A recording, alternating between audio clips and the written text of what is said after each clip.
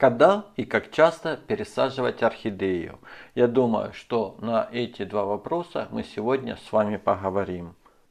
И на примере орхидеи фиолетового биглипа, который у нас в крайнем видео мы с вами решили, что его нужно пересаживать, сегодня сделаем пересадку и поговорим. Всем добрый день, меня зовут Станислав и вы на канале Орхидеи дома. И давайте, пока я буду потихоньку вытаскивать и показывать вам состояние нашего биглипа, начнем со второго вопроса. Как часто пересаживать орхидею? Мое мнение, как можно реже. Если кто-то не согласен или согласен со мной, оставьте, пожалуйста, свои комментарии и пояснения к ним. Я думаю, всем зрителям, кто будет смотреть это видео, будет интересна эта тема. Так что, если орхидея не больна, корни не заполонили всю посадку, орхидея не выпадает из горшка и в посадке качественный грунт, то пусть эта орхидея растет себе в своем горшке. Ведь после каждой пересадки орхидея немножко затягивает потом следующее цветение. Наши орхидеи, как вы видите, внутри посадки пропали практически все корни. Несколько корней есть сверху, которые воздушные, практически не приучены к воде. Но так как внутри эти воздушные корешки, как только заходят и корешки начинают закукливаться, то, естественно, такую орхидею нужно пересаживать. Так, сейчас мы посмотрим, если тут, как я говорил, я на 99% был уверен, что тут должен быть торфяной стаканчик. Вот, смотрите. Ну как торфяной? Кто называет его торфяным? Но у одних производителей он действительно торфяной. А здесь вот он такой в виде какой-то губки. Губка это, скорее всего, пропитана каким-то торфяным составом. Сейчас я ее уберу. Ну, а мы вернемся к вопросу, когда же пересаживать орхидеи. Значит, если у вас нет дополнительной подсветки, то пересаживать орхидеи желательно весной. И сейчас как раз такой период. Второй момент, на который я обращаю, когда пересаживать орхидеи, это когда у орхидеи есть активный рост. Вы видели, я вам показывал, у нее два корешочка от основания были проклюнуты, и пару корешков были раскукленные и тоже росли. То есть это тоже верный признак того, что можно пересаживать.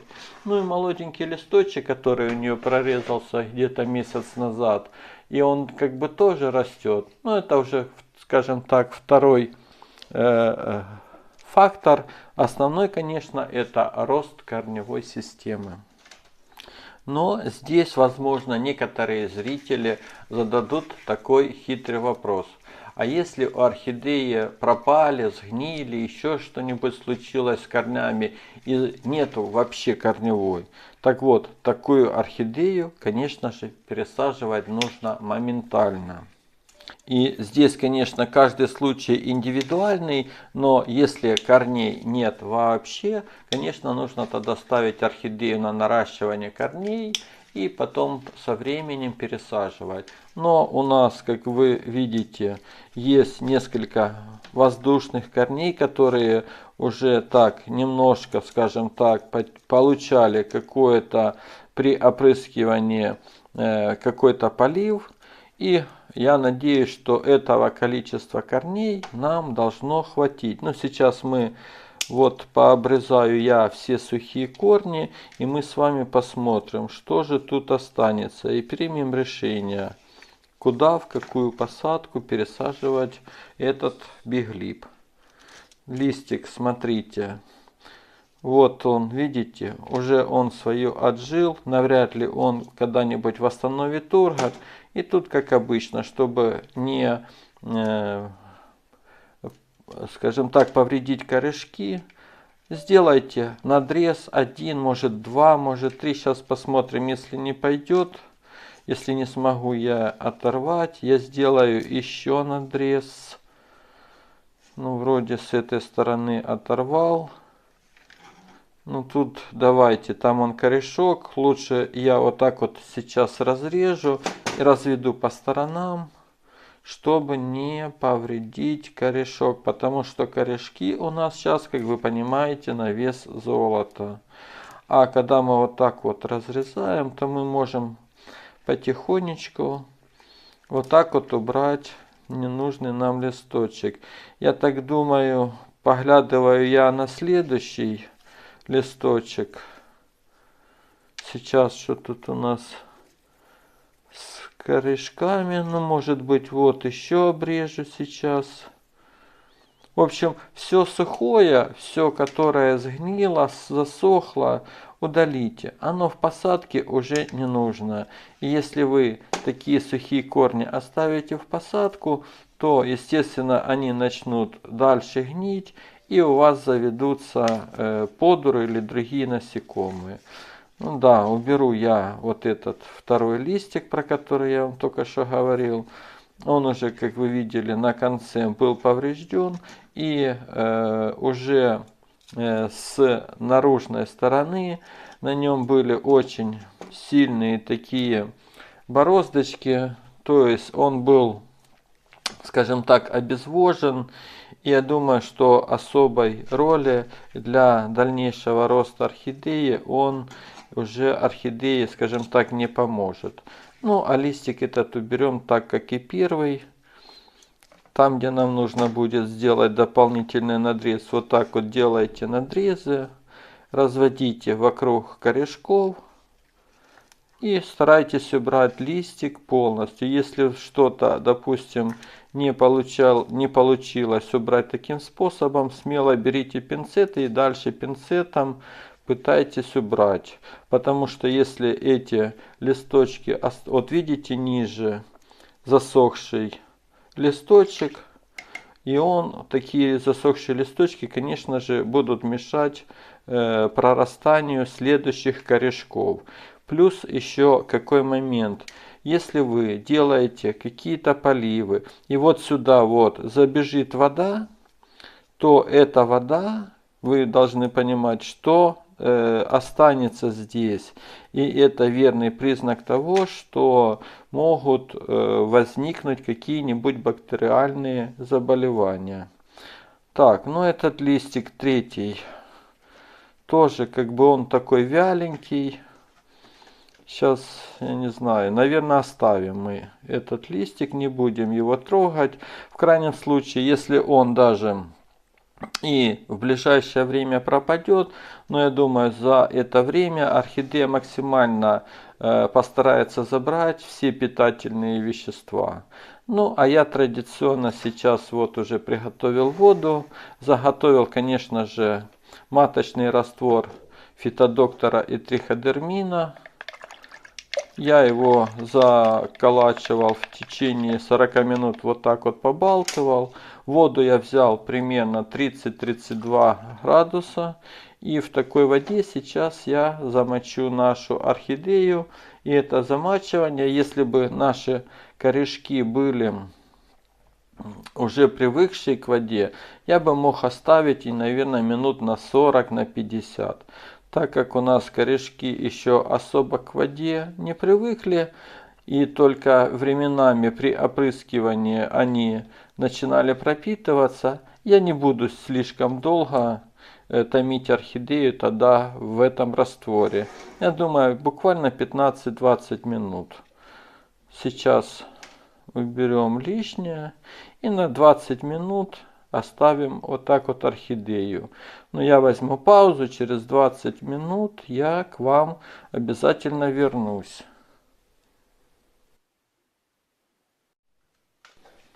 Ну вот, прошло 20 минут. Я думаю, этого времени было достаточно, чтобы заселить бактерии и грибки полезные на нашей орхидеи.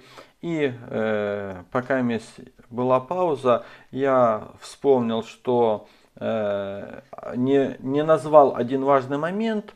Смотрите, когда орхидея у нас вот сейчас пыталась корешками зайти в грунт и кончики начинали закукливаться, это такое может происходить в тех случаях, когда наш субстрат, то есть кора в данном случае, была сильно засолена. И в таких моментах корешки получали ожог, и поэтому вот они не заходили в посадку. Вот еще один момент, на который нужно обращать внимание и делать пересадки орхидей, учитывая этот момент. Ну а этот сухой листик, остатки, которые сейчас размокли, я думаю, нам будет намного легче убрать. Ну, когда они были сухие и сухие остатки листа, даже если мы разрезали, как мы только что разрезали листья и начинали поддирать, то острыми, скажем так, краями мы могли бы повредить корешки. А так как мы сейчас его намочили, он размок, мы сделали надрез, можно также само несколько надрезов делать и убрали этот листочек без всяких воздействий на корни. Если вот еще здесь маленький какой-то остаток, убираем, зачищаем все, чтобы на шейке, на стволе, так скажем, орхидеи ничего лишнего не было, так как это, как я уже только что сказал, может препятствовать росту новых корешков. Ну и конечно же, если какая-то чернота, тоже убирайте все, так как это может стать возбудителем какого-нибудь бактериального заболевания. Я вот еще посматриваю на кончик, может быть немножко я сделаю здесь вот обрез буквально, ну, сантиметр-полтора, наверное. Да, наверное, я все-таки обрежу. Чуть-чуть укорочу ее. И как раз заодно глянем, жива ли ткань под этим срезом у нас будет. Вот так вот сейчас обрежем. Да, ткань живая, то есть стволик живой, все хорошо. И, соответственно, этот срез сейчас я обязательно чем-нибудь обработаю. Уберем все вот эти вот, скажем так, пенечки, остатки засохшие. И чернота вон там немножко. В общем, все лишнее убираем. Нам оно, конечно, не пригодится уже. И орхидея у нас будет, скажем так, омоложена. И вы, наверное, заметили, что я не срезал цветонос. Я его на всякий случай оставил. Вдруг орхидея будет болтаться в посадке, и я, возможно, поставлю палочку, которая прикрепляет цветонос. И чтобы не болтался, оставлю его. Ну а срез обработаю корицей. Я в последние, скажем так, 3-4 месяца пользуюсь именно таким способом. Раньше я сначала обрабатывал перекисью и затем будь каким-либо антисептиком. Но, как я уже сказал последние разы, я обрабатывал корицей, ничего с орхидеей не происходило, и поэтому для меня это самый такой удобный, быстрый способ. Поэтому я сегодня также обработаю корицей. И давайте начинать думать. Ну, наверное, я посажу орхидею в тот же самый горшок. Так как корешков вы видите немного. И как раз по размеру, скорее всего, что орхидея у нас замечательно поместится.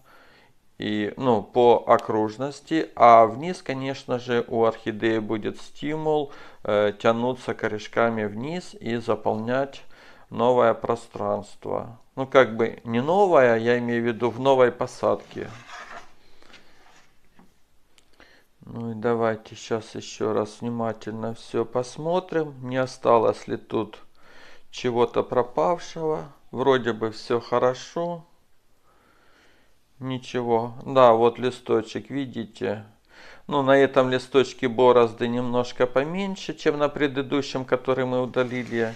Но я думаю, что не будем мы его трогать. Если он начнет пропадать, мы его в любой момент сможем, если он отжелтит, просто-напросто уберем.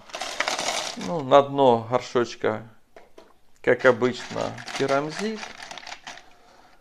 Потом немножко кусочков крупной коры. Я добавил сюда в приготовленную кору несколько кусочков угольков. И кора эта изначально, когда я ее заготавливал, а это уже прошло больше месяца, была вымочена у меня все в том же растворе фитодоктора и триходермина. Но сегодня я ее не успел заранее замочить, поэтому я только несколько раз окунул ее. Ну как окунул? Я опустил этот горшочек в раствор фитодоктора и триходермина, придавил, и буквально несколько минут вода пропитала кору. Конечно, она еще будет не слишком влагоемкая, но тем не менее на 2-3 дня я думаю, что орхидеи будет достаточно того, что мы ее замочили, и на 15 минут кору. Конечно же, я буду смотреть на следующий полив, и скорее всего, что он будет дня через 2-3. Но если вдруг я вижу, что корни намного раньше стали такими серыми, серебристо-серыми, конечно же, я буду наблюдать и уже по мере просыхания корней буду делать первый полив. Ну а здесь традиционно, наверное, я сейчас немножко помолчу и сделаю ускорение.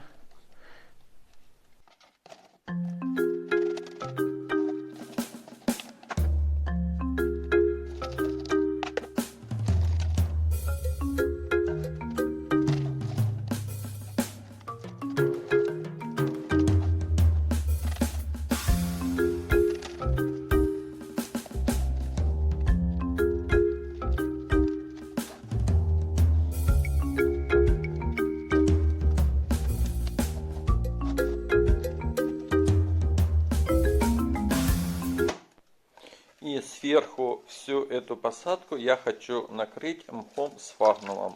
Этот мох я тоже замочил все в том же растворе фитодоктора и триходермина. И сейчас я аккуратно, понятно, что отожму лишнюю влагу. И по всему периметру сейчас расправлю этот мох.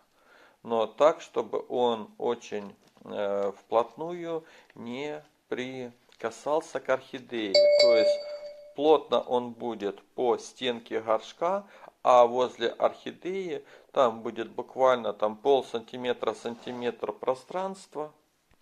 Так, чтобы мох не соприкасался с орхидеей. Кстати, вот эти два новеньких корешка, которые я показывал в начале, которые только-только на шейке проклюнулись. Для них этот мох, если я буду его регулярно опрыскивать, будет большим стимулом расти как можно быстрее. Ну и, конечно же, этот мох будет стимулятором для роста новых следующих корешков. Также мхом вот так вот закрывают посадку для того, чтобы защитить корни от засолов. То есть вы помните, да, что вначале у нас корешки не шли в грунт, так как я считаю, грунт был засолен. Так вот, весь мох будет собирать в себя эти соли. Единственный момент, что примерно каждых полгода, может быть 7-8 месяцев, этот мох нужно будет менять. Ну вот, такая у нас получилась неплохая посадка. Орхидея чувствует себя, я думаю, что неплохо. Она закреплена, она не болтается. И сейчас очень важно поставить ее на самый хороший свет. Полив, как я уже сказал, будет по мере просыхания корешков. А вот эти вот два крайних нижних листика я, возможно, даже возьму из опрыскивателя и опрыскаю их там завтра, послезавтра, чтобы немножко увлажнить. И особенно я буду брызгать, скажем так, с внутренней стороны. По посадке, смотрите, местами есть, где корешки у нас будут просматриваться. То есть эту ситуацию, когда нужно поливать орхидею, мы будем видеть. А эти листочки нижние, я думаю, что наберут тургор. Вот, пожалуй, и все, о чем я хотел с вами сегодня поговорить. Надеюсь на ваши лайки, комментарии, подписки. Делитесь ссылкой на видео со своими друзьями. И, конечно же, заходите на канал Орхидеи дома снова и снова. А я вам сегодня говорю всем пока.